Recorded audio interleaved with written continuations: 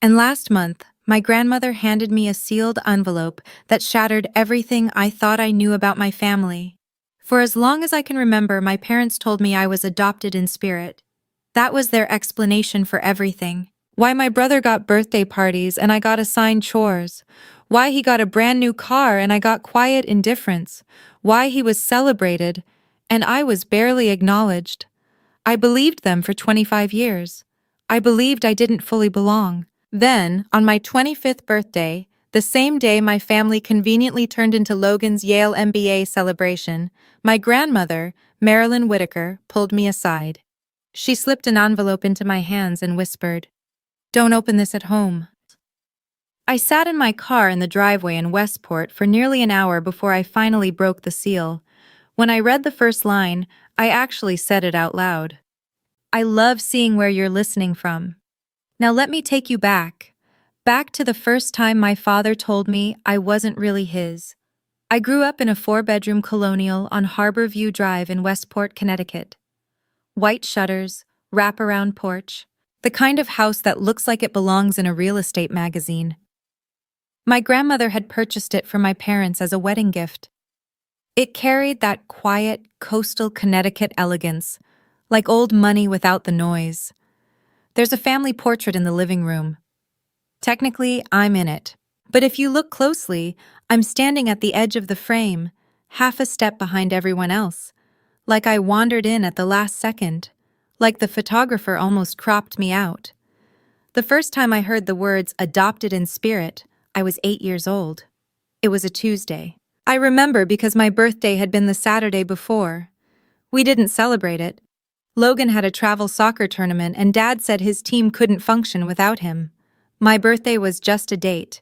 Mom promised we'd do something the following week. We never did. That Tuesday at dinner, I asked a simple question. Why does Logan get the bigger bedroom? Dad didn't even look up from his steak. Because Logan is different, Howie.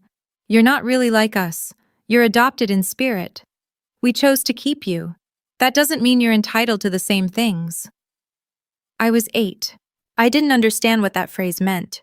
I just knew it made my chest hurt. Mom reached over and squeezed my hand gently. Your father loves you in his own way. I learned later what his own way meant. It meant silence. It meant scrubbing bathrooms. It meant being invisible in a house that technically had my name on the mailbox. And for the next 17 years, I believed I wasn't fully theirs. Let me show you what adopted in spirit looked like in real life. Logan's 16th birthday? A cherry red Jeep Wrangler parked in the driveway with a bow on it. 50 guests in the backyard, a DJ, a 3-tier cake from a boutique bakery in Fairfield. Dad beaming like he'd just launched a Fortune 500 company. My 16th? Dinner at home. A grocery store sheet cake with my name spelled Holly because Mom said the bakery was rushed. Dad missed it entirely. He had a client dinner in Stamford. I blew out the candles while Mom scrolled through her phone. When Logan left for college, both my parents flew out with him. They rented a moving truck, took 3 days off work, cried at the airport like they were sending a hero into battle. When I left for college, on a scholarship, because they refused to contribute, Mom handed me a bus ticket. You can handle it, right? She said. Logan needs the Audi this weekend. So I handled it. For Logan's high school graduation, Dad gave him an Omega Seamaster. Not subtle. The kind that catches sunlight and attention. For my son, he said proudly, the next generation. When I graduated with my accounting degree, I received a $50 Amazon gift card. No speech, no hug, no, I'm proud of you. Just a generic card in blue ink that looked like it had been picked up on the way home. But there was one person who never forgot me. My grandmother, Marilyn. Every year on my actual birthday, not Logan's celebration version, a card arrived in the mail. Lavender paper, elegant handwriting. Always the same message. Remember who you are, my darling. The truth always surfaces. At the time, I didn't understand what she meant. Adopted in spirit wasn't just a phrase, it was policy. When tuition bills came, Dad would shake his head. Real family comes first, Howie. We have to prioritize Logan's education. So I worked, waitressing in a diner in Norwalk, tutoring math on weekends. Full course load. No safety net. I graduated with $53,400 in student loans and a job offer in Stamford starting at $64,000 a year. Logan graduated debt-free, car, apartment deposit, a summer trip to Europe funded by my father's retirement planning. And when something needed to be cleaned in that house, guess who got called? You need to earn your place, Mom used to say, pressing a mop into my hands while Logan sat upstairs playing video games. So I earned it. I scrubbed toilets, I washed dishes, I folded laundry no one thanked me for. I learned early that in that house, my value wasn't measured in affection. It was measured in labor. When family decisions were made, vacations, holidays, even what we were having for dinner, I wasn't included.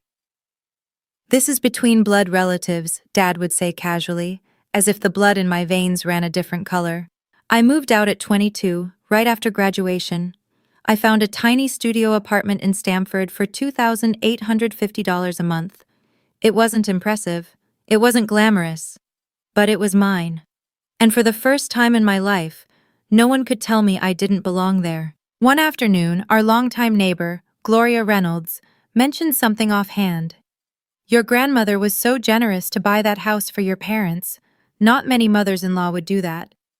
I brought it up to Mom later. She waved her hand like she was brushing away dust. That's ancient history, Howie. The house is ours now.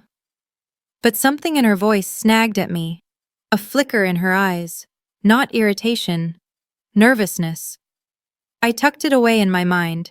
A detail that didn't make sense yet. A piece of a puzzle I didn't know I was solving. Fast forward to last month. I was 25, working as a staff accountant at XPO Logistics in Stamford. My salary was $64,000 a year. Nothing flashy, no trust fund, no shortcuts, just spreadsheets and long hours and something I'd built myself. I was reviewing quarterly numbers when my phone buzzed. A text from Mom. Family celebration this Saturday. Logan's Yale MBA graduation. Don't be late, no mention of my birthday. Of course not. I started typing a polite excuse. I was busy. I had deadlines. The usual. Then my phone rang. Connecticut area code. I knew before I answered. Grandma? My darling. Marilyn's voice sounded thinner than I remembered, but steady. Still her. I need you to come home this Saturday. I wasn't planning to. I know, she said gently. But I have something important to give you. She paused. I could hear her breathing. Slow. Deliberate. It's been 25 years in the making. My stomach tightened. What do you mean? I set something aside for you the day you were born, she said softly. When I saw the way your father looked at you, like you were already a disappointment, I knew I had to protect you. The words hung in the air between us, heavy. Come home, Howie. Saturday. I'll explain everything. That night, I booked the trip. I told myself it was just a visit, just dinner. I'd survive it for her. But somewhere deep down, I knew. Something was about to change. I just didn't know how much. Saturday came faster than I expected. I pulled into the driveway at noon, my rental car looking painfully ordinary next to Logan's Audi Q7, the one Dad had bought him last year, for all his hard work. The house on Harborview Drive looked exactly the same. White shutters, manicured lawn, perfect suburban symmetry hiding years of quiet dysfunction. But today there was a banner stretched across the porch. Congratulations, Logan. Yale Somm Class of 2024.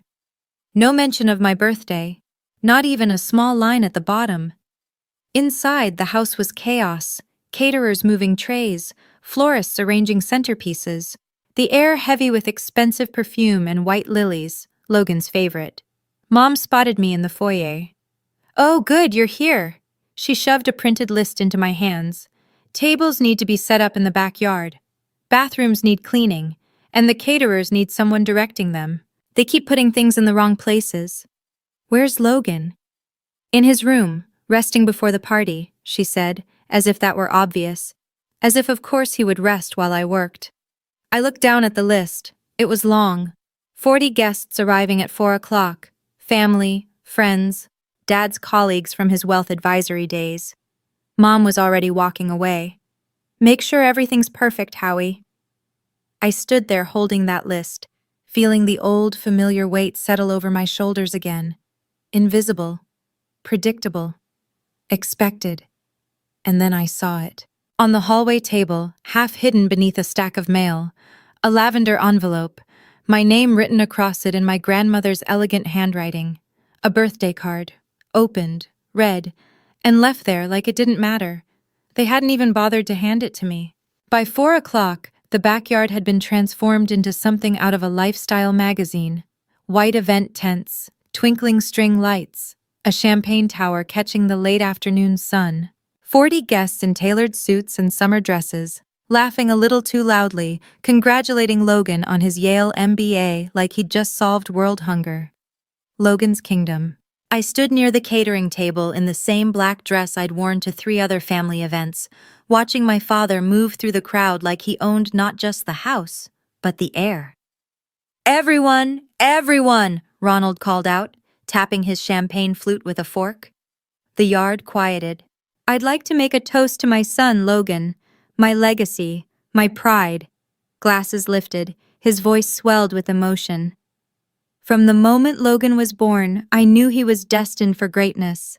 He's everything I ever hoped for in a son, smart, driven, ambitious. And now, with his MBA from Yale, he's ready to take on the world. Applause, cheers, admiring smiles. Logan stood beside him in a tailored designer suit that probably cost more than my monthly rent in Stamford. He looked polished, confident, golden. Not one word about me. Not a single acknowledgement that it was my 25th birthday too. I tried to fade further into the background, but Denise Harper, my aunt, noticed me. "Wait," she said, her voice carrying farther than she probably intended. "Isn't today Howie's birthday as well?" For a split second, the yard went still. Ronald let out a short laugh. "Oh, we don't really count that," he said lightly. "She's different." The word hit like a slap. Denise's smile faltered. I saw her lean toward her husband, Victor, and whisper, "Poor girl, spiritually adopted, whatever that means." Across the yard, I spotted my grandmother. Marilyn sat alone in a wicker chair near the rose bushes, silver hair catching the sunlight. She wasn't drinking, she wasn't smiling, she was watching. When our eyes met, she gave me a small nod. "Just wait." That nod seemed to say everything. Just wait. My father wasn't finished. He tapped his glass again, clearly preparing for what he thought was the highlight of the evening. "Now," he continued, slipping his arm around Logan's shoulders, "I'd like to share some exciting news about our family's future." Guests leaned in. "As most of you know, my wonderful mother-in-law, Marilyn Whitaker, owns this beautiful home. And when she eventually passes, God bless her, we plan to sell the property and use the proceeds to fund Logan's first business venture." Logan nodded confidently, like this had already been finalized. A few guests murmured their approval. I felt something inside me splinter. "Excuse me," I said. My voice came out smaller than I expected. "What about me?" Ronald didn't even turn in my direction. "You're an adult, Howie. You've always been self-sufficient." He paused, choosing his next words with deliberate care. "Besides, you're not technically family in the traditional sense." The silence that followed was suffocating. Denise looked horrified. Victor suddenly found his shoes fascinating. A few of my father's former colleagues shifted uncomfortably, and I stood there, without a champagne glass because they'd somehow run out before reaching me, feeling 25 years collapse into a single moment. Then I heard it, the slow, steady tap of a cane against stone. The sound cut through the yard like a metronome. Marilyn rose from her chair with quiet, deliberate grace, the kind of movement that signals someone who has been waiting for exactly this moment. The crowd parted instinctively as she crossed the patio. She stopped directly in front of my father. Her voice was calm, silken, deadly precise. "Ronald," she said, his name landing like a verdict, "I believe you've forgotten whose house you're standing in." The color drained from his face. She turned to me then, her eyes soft but unwavering. "Howie, my darling, come with me." She linked her arm through mine and guided me away from the crowd. Her grip was stronger than I expected from an 83-year-old woman. We stopped near the rose bushes at the edge of the property, far enough that no one could overhear us. She turned to face me. "Happy 25th birthday, my darling." Before I could respond, she reached into her cardigan pocket and withdrew an envelope. Cream-colored, thick, sealed with deep red wax, stamped with a symbol I didn't recognize, balanced scales, and beneath them the letters C and R. "Grandma, what is this?" She didn't hesitate. "Your future." She pressed the envelope firmly into my hands. "But you cannot open it here. Go to your car, read it alone, and then, only then, decide what you want to do." My father's voice sliced through the garden. "Mother, what is this? What are you doing? Family matters should be discussed together." Marilyn didn't even turn toward him. "This is between me and my granddaughter." Her tone didn't rise. It didn't need to. "You've had 25 years to discuss family matters with her, Ronald. You chose not to." His jaw tightened, but he didn't argue. Not with her. Not in front of 40 witnesses. I looked down at the seal. Caldwell and Reed, LLP. I recognized the name. Marilyn had mentioned them years ago when she talked about getting her affairs in order. She squeezed my hand. "Go, Howie. I'll handle things here." I walked toward my car in a daze, the music and laughter fading behind me. The envelope felt heavier than paper should feel. I sat in the driver's seat for almost an hour, just staring at it. Whatever was inside, I knew, it would change everything. By the time I finally broke the seal, the sun was setting. My hands were shaking. The wax cracked under my thumb, and I slid the documents out carefully. 3 items, each one more official than the last.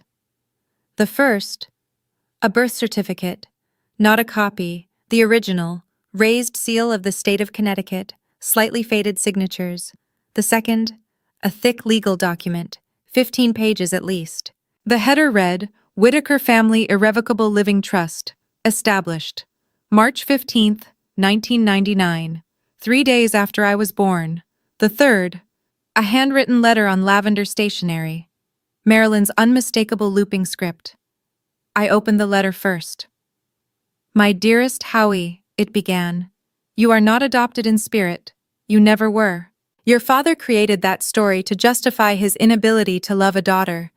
I read that line 3 times. Then I read it again. A sound escaped my throat, half laugh, half sob. Not because it was funny, but because I had spent 25 years believing a lie that wasn't even legally possible. I grabbed the birth certificate and scanned it. Mother, Judith Ann Sanders. Father, Ronald Sanders. Child, Howie Sanders. No adoption record, no amendments, no footnotes, no spiritual anything. I was their biological daughter. I had always been theirs, and they had lied anyway. The letter continued.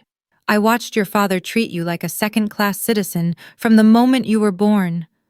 I could not change him, but I could protect you. This trust was my way of ensuring you would always have something of your own, no matter what he said or did." My hands were still shaking, but now it wasn't fear. It was clarity. I turned to the trust document. The legal language was dense, grantor, beneficiary, irrevocable, but the key details were unmistakable, especially to someone with an accounting degree. Grantor, Marilyn Whitaker. Sole beneficiary, Howie Sanders. Established, March 15th, 1999. Then the assets. 1. Real property located at 19 Harbor View Drive, Westport, Connecticut. Estimated market value, $1,650,000. 2. Liquid financial assets held at Bank of America, Fairfield County. Current balance, $475,000. Condition, beneficiary assumes full control of all trust assets upon reaching the age of 25. I read the property section 3 times. The house my parents had lived in for 3 decades. The house my father had just publicly promised to sell to fund Logan's business venture. It wasn't theirs. It had never been theirs. Marilyn had allowed them to live there, but she had never transferred ownership. The document was notarized, witnessed, filed with the Connecticut probate court. There was no deed in Ronald or Judith Sanders' names. They weren't owners, they were occupants. The letter went on. I knew this day would come, my darling. I knew your father would try to erase you from this family's future. So I ensured, 25 years ago, that no matter what he did, you would have something he could never take from you. I sat in my car as the sky darkened, the document spread across my lap. For the first time in my life, I had proof that I mattered, and proof that my father's kingdom had been built on a foundation of assumptions he never verified. My first instinct was to march back into that backyard, hold the documents up, and watch everything crumble in real time. I imagined the gasps, the silence. Ronald's face when he realized the house he'd been promising away was never his. It would have been dramatic, satisfying, but it would have been his kind of moment. Chaos, emotion. Something he could later dismiss as me being unstable or hysterical. No. I wanted this handled differently, quietly, legally, irrevocably. I pulled out my phone and dialed the number printed at the top of the trust document. Caldwell and Reed, LLP. How may I direct your call? I need to speak with Thomas Caldwell. My name is Howie Sanders. I believe he's expecting me. A pause. One moment, Miss Sanders. 30 seconds later, a calm, steady baritone came on the line. Howie, your grandmother told me you might be calling. Mr. Caldwell, I said, my voice still trembling slightly. I need to understand, is this real? Is this enforceable? It is completely valid, he replied. Your grandmother was meticulous. The trust has been properly maintained for 25 years. As of today, your 25th birthday, you have full authority over all assets listed, including the property. My heart pounded so loudly I could hear it in my ears. They don't know, do they? I asked. About the house? Thomas Caldwell replied calmly. They know your grandmother set something aside for you. They assumed it was a small inheritance, a gesture. He paused. They have no idea about the property. What happens now? Your grandmother requested a formal reading of her estate documents next Saturday. Invitations have already been sent to your parents and Logan. His tone softened. She wanted the truth revealed properly, in a setting where there can be no denial. 1 week. I could wait 1 week. Please tell her I understand now, I said, and thank her for me. She knows, he replied. She always has. Now back to the week that changed everything. Monday morning, Ronald called first. We need you here this weekend. Your grandmother is organizing her affairs. The house needs to be prepared. Prepared for what? For after, he said impatiently. She won't live forever. We need a smooth transition. In other words, he wanted the house ready to sell. Tuesday, Judith called. Your father's under stress. Maybe you could help. Be a good daughter. Be a good daughter. Wednesday, Logan texted. Dad says we need to sign some paperwork when you come. Just family coordination. No big deal. I called Mr. Caldwell that afternoon. They want me to sign a family asset acknowledgement form. Don't sign anything, he said immediately. It's likely a waiver to eliminate any future claim before the trust is revealed. They don't know about the trust. No, but they suspect your grandmother may have left you something. Thursday, Ronald emailed the form. By signing, I would confirm I had no legal claim to any Sanders or Whitaker estate assets. They were trying to erase me preemptively. Friday night, Judith showed up at my apartment holding chrysanthemums. Can I come in? She sat on my couch, perfectly composed. I know your father can be harsh, she said. But he means well. He just doesn't know how to show affection to a daughter. He loves you in his own way. I didn't respond. Signing the form would keep the peace, she added. Keep the peace. Do you even know what Grandma put in her estate? I asked. It doesn't matter, she said. Families don't fight over money. And your grandmother is old. Sometimes elderly people get confused. For a moment, doubt crept in. Then my phone buzzed. A text from Marilyn. They will try to make you doubt. Don't. I've waited 25 years for this moment. So have you. I looked at my mother. I'm not signing anything. Her expression tightened. Then she left. The night before the reading, I couldn't sleep. The trust documents lay on my nightstand like evidence. Every time I closed my eyes, I heard my father's voice. You're not really family. But something felt different. I walked to my closet and pulled out a navy suit I'd bought months earlier for an interview I never attended. Tags still on. I removed them and hung it on the door. Tomorrow, I wasn't walking in as the forgotten daughter. I wasn't going to ask permission to exist. I wasn't going to beg for a seat at a table that had never been meant for me. Tomorrow, I would sit at one of my own making. I thought about every attempt I'd made to earn their love. Perfect grades, quiet obedience, years of believing that if I just worked harder, achieved more, stayed smaller, they would finally see me. None of it worked. Because the problem was never me, it was them. I fell asleep sometime after midnight, and for the first time in weeks, I didn't dream about being invisible. I dreamed about standing in the light. Saturday morning, 9 a.m. The offices of Caldwell and Reed LLP occupied the top floor of a glass building in downtown Stamford. Polished wood, leather chairs, floor-to-ceiling windows overlooking the harbor. Thomas Caldwell was exactly what I expected. Silver hair, sharp eyes, the calm presence of a man who had handled more family disputes than he could count. Miss Sanders. He shook my hand warmly. Your grandmother speaks very highly of you. Is she here? She's not well enough to attend in person, he said, gesturing toward a chair. But she has authorized me to act on her behalf. He slid a folder across the table. Before your family arrives, I want to ensure you understand what's about to happen. Inside was a copy of the original deed to the house, dated 1994. Owner, Marilyn Whitaker. No transfer deed, no bill of sale, no documentation showing the property had ever changed hands. Your parents have lived in that house for 30 years, Mr. Caldwell said evenly. But they have never owned it. Your grandmother allowed them to reside there, but she deliberately retained title. She did not trust your father to act in your best interest. I stared at the document. They don't know? They believe the home was given to them verbally as a wedding gift, he replied. But without a recorded transfer, that belief carries no legal weight. He folded his hands.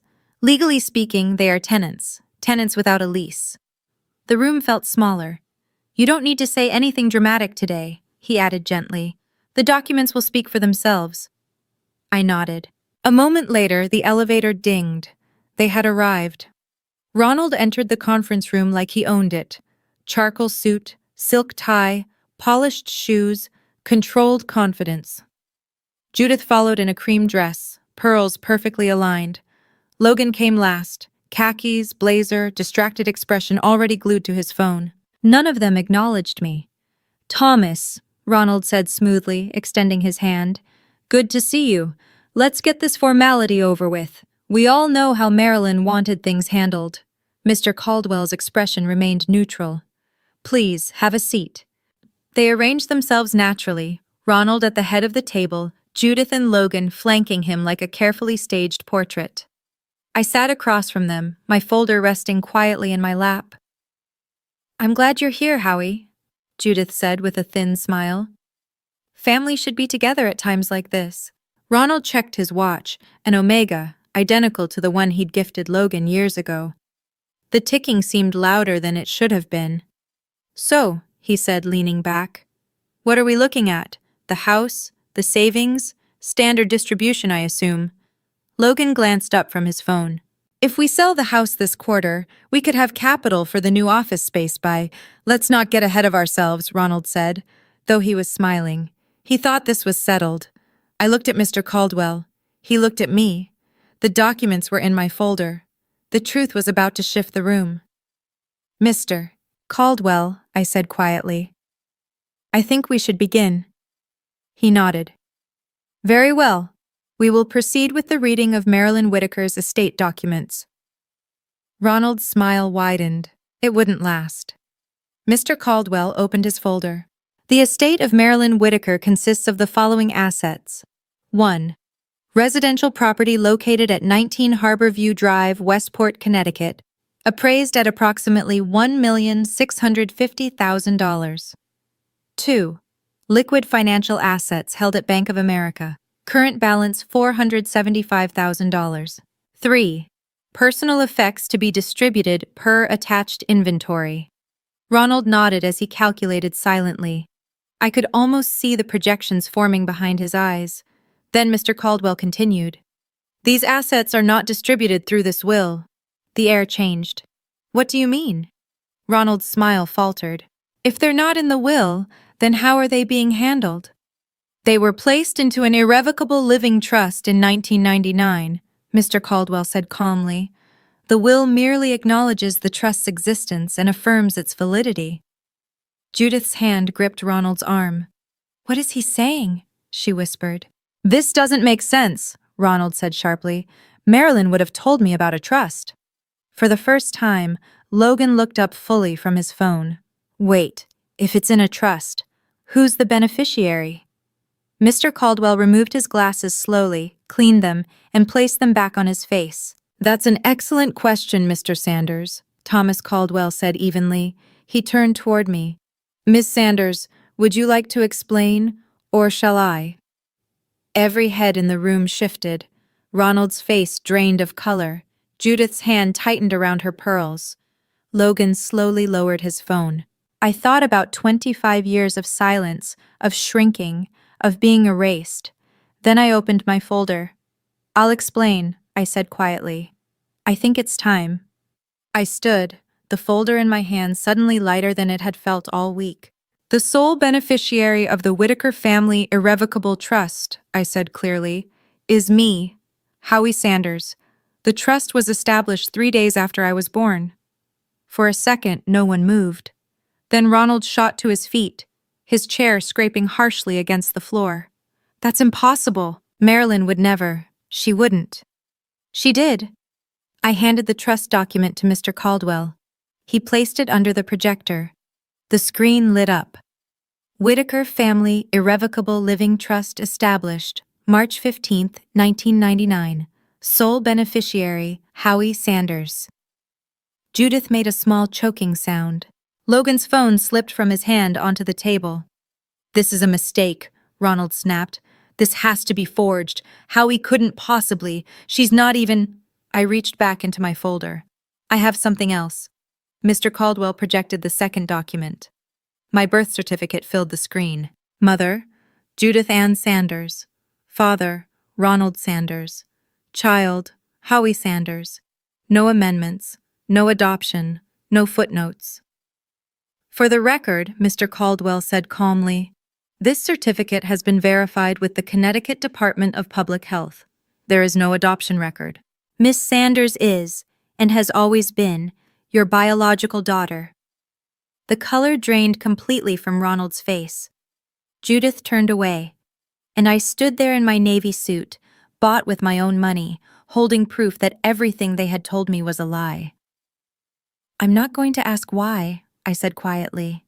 I stopped needing your approval a long time ago. This is fraud, Ronald slammed his hand on the table.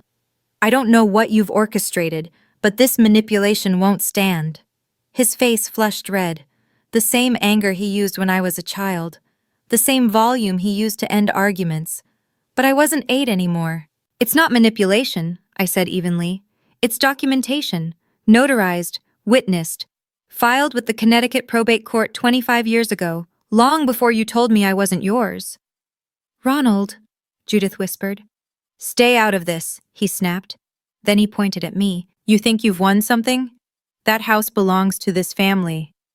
It belongs to Grandma, I replied calmly. And now, legally, it belongs to me. Logan finally found his voice. Wait, the house? The money Dad said he'd use for my business? That's not ours? It was never yours to begin with, I said.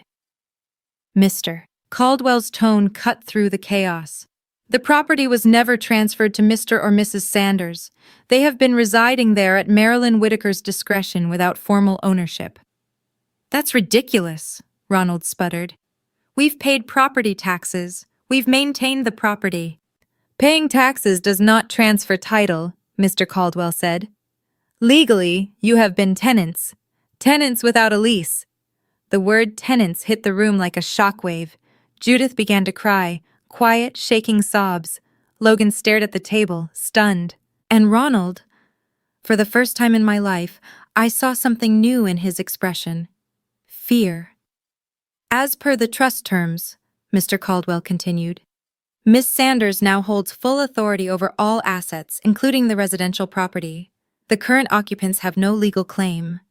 You can't just throw us out, Ronald's voice cracked. We've lived there 30 years. Everything we own is in that house. Legally, Mr. Caldwell replied. She can. The room felt suspended in time. Logan stood up so abruptly his chair toppled backward. This is insane, he said, looking at his father. Dad, do something. Call our lawyer, Logan said sharply. We can fight this. On what grounds? Mr. Caldwell replied calmly, one eyebrow lifting slightly. The trust is airtight. Marilyn Whitaker anticipated challenges. She planned for them. The fight seemed to drain out of Ronald. His shoulders dropped. His fists slowly unclenched. Then he turned to me. Howie, sweetheart. I flinched. He had never called me that, not once in 25 years. I know I wasn't the best father, he said, attempting a smile that looked strained. But we're family. We can work this out. Together. Family. The word he had spent my entire childhood denying me. Family? I repeated quietly. You told me for 25 years I wasn't really family. You don't get to use that word now. Howie, please, Judith sobbed, reaching toward me. We can fix this. No, I said, closing my folder. You can't. And for the first time in my life, I didn't feel guilty saying it. The room was silent except for Judith's quiet crying and the low hum of the air conditioning. I'm not forcing you out today, I continued. You have 90 days to find a new place to live. That's more consideration than I was ever given. 90 days? Ronald's jaw tightened. After everything we've done for you? I almost laughed. You told me I was adopted in spirit, so you wouldn't have to treat me like your daughter. You refused to pay for my education while Logan had everything handed to him. You turned my birthday into his graduation party. I met his eyes. What exactly have you done for me? He had no answer. Judith tried once more. I'm your mother, she said through tears. I love you. Then why didn't you protect me? I asked. The words came out sharper than I intended. You stood there for 25 years while he treated me like a mistake. Love without action isn't love. Logan shook his head. Come on, Howie. This isn't fair. You were supposed to get money from selling a house that was never yours. I finished calmly. That's not on me. That's on them. I gathered my documents and turned to Mr. Caldwell. Thank you. I believe we're finished. Indeed, he replied, standing. I'll have the transition documents prepared by the end of the week. I walked out of that conference room without looking back. 25 years of silence. 25 years of believing their version of me. It ended there. A week later, Mr. Caldwell called me back to his office. Your grandmother asked me to give you this separately, he said, sliding a lavender envelope across the desk. She wanted you to read it after everything's settled. I recognized the handwriting immediately. My dearest Howie, it began. If you're reading this, then the truth is finally out. I imagine your father did not take it well. He never handled losing control gracefully. I swallowed and kept reading. I want you to understand something about Ronald. This does not excuse what he did. Nothing does. But it may help you understand it. Your father once had a sister. Her name was Catherine. She died in a car accident at 19, long before you were born. Your grandfather's response was cold. He said, losing a son would have been a real tragedy. She was only a girl. I stopped reading. My throat tightened. Ronald grew up believing daughters were worth less than sons. It was the only lesson he was taught. When you were born, his first child, a girl. He did not know how to love you, so he created a story that protected his pride. Adopted in spirit meant he did not have to face his own failure. I could not change your father. I tried, but I could make sure his damage had limits. This trust, this house, this money. It was never about revenge, my darling. It was about making sure his cruelty did not decide your future. You are loved, my darling. You always have been. Now go live the life you deserve. I set the letter down and wiped my eyes. At the bottom, there was a small postscript. P.S. I'm not dead yet. Come visit me this Sunday. I'll make tea. Despite everything, I laughed. 3 weeks later, Logan texted me. Hey sis, can we meet? I want to talk. I agreed, mostly out of curiosity. We met at a coffee shop near my apartment. Neutral ground. He showed up in jeans and a wrinkled shirt. Nothing like the polished golden child from the celebration.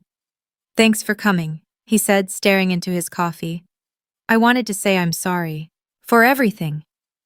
I waited. I didn't know about the adopted in spirit thing being a lie, he added quickly. I knew Dad treated you differently, but I thought...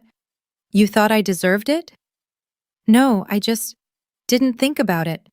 It was easier not to. That, at least, sounded honest. He cleared his throat. Anyway, maybe we could work something out. You keep the house, obviously, but maybe a small loan for my business? I'll pay you back. I swear. There it was, an apology shaped like a transaction. Logan, I said, setting my cup down, if you ever want to rebuild a relationship, not a deal, not a loan, you know where to find me. But that starts with acknowledging what happened. Fully. Not asking for money. His face fell. Come on, Howie. We're still family, right? What's a little help between siblings? We're siblings who barely know each other, I replied. Because you were taught I didn't matter. I stood. When you're ready to change that, for real, call me. Until then, we're done here. I left him sitting there with his cold coffee and unfinished growth. Some people take longer to grow up. 90 days passed faster than I expected. On day 89, a moving truck pulled up to 19 Harborview Drive. I wasn't there. I didn't need to be. Gloria Reynolds, the neighbor, called me. Your parents are packing everything, she said softly. Your mother's been crying. Your father won't speak to anyone. They moved into a 2-bedroom apartment in downtown Stamford. Rent, $2,850 a month, a far cry from the 4-bedroom colonial they'd occupied for 3 decades. Without the promised capital, Logan's business plans collapsed. Last I heard, he'd taken a junior investment associate position at a small brokerage firm. Entry level, long hours. As for me, I kept the house. I walked through rooms where I once felt invisible and began making them mine. Fresh paint. New furniture. The old family portrait came down. In its place, I hung a photo of me and Marilyn, taken the Sunday after the reading. Both of us laughing over tea. I used part of the trust savings to pay off my $53,400 in student loans. Every dollar I'd carried while Logan graduated debt-free. The rest I invested carefully. The house, once a symbol of everything I was denied, became something else. A home. A place where I belonged because I owned it, not because I was allowed to stay. Every morning when I walked through the front door, I passed the spot where that old portrait used to hang, the one where I stood at the edge of the frame. Now there's a different photo there, just me, standing in the center, exactly where I belong. A year has passed since that morning in Thomas Caldwell's office. I'm sitting in the living room now, my living room, watching the sunset through the same windows I used to look out of as a child. The light is golden now, the kind that softens everything. A lot has changed. I was promoted to senior accountant this year. Better salary, better hours, a team that actually values my work. With some of the extra income, I bought a small rental property downtown, my first investment outside of the trust. Marilyn is still with us, thank God. Her health isn't perfect, but she's stubborn in the best possible way. We have tea every Sunday now. It started after the estate reading and never stopped. She tells me stories about my mother's childhood. about who Judith used to be before she married my father. I'm not sure what to do with those stories yet, but I'm holding on to them. My parents haven't called. I'm okay with that. Logan texts occasionally. Surface level things. How are you? Happy holidays. Saw your photo online. I reply politely, but I don't open the door wider than that. The version of me who once cleaned bathrooms at her own birthday party while her brother rested upstairs feels distant now. Not because I've become someone else, but because I stopped apologizing for existing. I used to imagine the day my father would finally say he loved me. I used to wonder what it would feel like to hear that I was enough. I don't imagine that anymore. Because I know now, I was always enough. I just needed to believe it myself. And I want to be clear about something. This isn't a revenge story. I didn't destroy my family. I didn't scheme. I didn't celebrate their losses. I simply stopped accepting a role that was never mine. And I claimed what legally and emotionally belonged to me. There's a difference. If you're listening and you've been the overlooked child, the one pushed to the margins, I want you to hear this. You don't owe loyalty to people who never offered you respect. You don't have to earn love that should have been given freely. And walking away isn't weakness. Sometimes it's courage. I'm not telling you to cut off your family. That's deeply personal. But I am telling you this. Boundaries aren't walls. They're doors you control. You decide who enters. You decide how far. The real victory isn't watching someone else fall. It's building a life so steady, so full, so undeniably yours that their absence becomes a footnote, not the headline. You are not what they called you. You are not the label they placed on you. You are not the version of yourself they tried to shrink. You are whoever you decide to be. I spent 25 years waiting for a seat at my father's table. Now I have my own, and there's room for people who actually want to be there. That's the only kind of family that matters. Before I go, here's where everyone is now. Marilyn is doing better than her doctors expected. She moved into a high-quality assisted living community near my home, not because she had to, but because she wanted less maintenance and more bridge games. I used part of the trust to ensure she receives the best care available. We still have tea every Sunday. Last week, she beat me at Scrabble again. Ronald took on part-time consulting work. Retirement savings alone weren't enough to cover their new rent. The man who once spoke confidently about legacy now works weekends to maintain stability. I don't feel triumphant about that, but I don't feel guilty either. Judith surprised me. 6 months after the move, she filed for divorce. She sent me a letter, plain white paper, no monogram. It said, "I'm sorry I didn't protect you. I should have been braver. I haven't responded." But I kept the letter. Maybe one day. Logan is still figuring things out. Apparently he started therapy. His idea, not anyone else's. He sent me a birthday card this year. A real one. My name spelled correctly. A message that felt sincere. I'm trying to understand.